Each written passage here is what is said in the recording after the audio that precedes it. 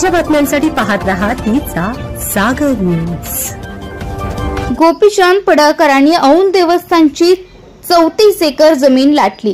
कागदपत्रे दाखवत राम खांडेंचा गंभीर आरोप। राम खांडे यांच्या म्हणण्यानुसार चंद्रकांत पाटील, सुरेश धस आणि प्रकाश सोळंके यांच्या मंत्रिपदाच्या कार्यकाळात ही जमीन खालसा करण्याचा व्यवहार पार पडला।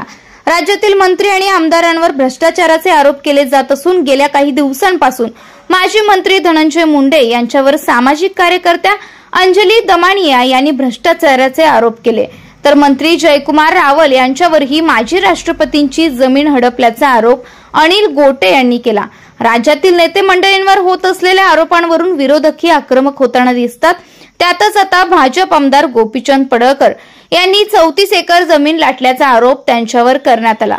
औंध देवस्थानची तब्बल 34 एकर जमीन बेकायदेशीररित्या हडप केल्याचा आरोप यांच्यावर सामाजिक कार्यकर्ते राम खांडे यांनी केला। विशेष म्हणजे हे आरोप करताना तत्कालीन मंत्री चंद्रकांत पाटील आणि आमदार सुरेश धस यांनीही या प्रकरणात पडळकर यांना मदत केल्याचा दावा खांडे यांनी केला। त्यामुळे आता आमदार पडळकर आणि सरकार यावर काय उत्तर देतं पाहणं गरजेचं ठरणार। राम खांडे यांच्या म्हणण्यानुसार चंद्रकांत पाटील, सुरेश धस आणि प्रकाश सोळंके यांच्या मंत्रिपदाच्या कार्यकाळात ही जमीन खालसा करण्याचा व्यवहार पार पडला। त्यामुळे केवळ पडळकरच नव्हे तर संबंधित माजी मंत्र्यांचीही चौकशी झाली पाहिजे अशी मागणी खांडे यांनी केली। खांडे यांनी औंध संस्थानातील या जमिनीच्या व्यवहाराची कागदपत्रे देखील माध्यमांना दाखवली। आता पडळकरांनी मांडली भूमिका।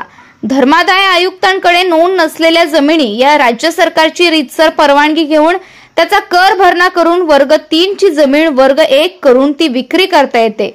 हे प्रकरण जुने असून रीतसर परवानगी घेऊनच हा सगळा व्यवहार झाला आहे असं स्पष्टीकरण गोपीचंद पडळकर यांनी या संदर्भात बोलताना दिलं।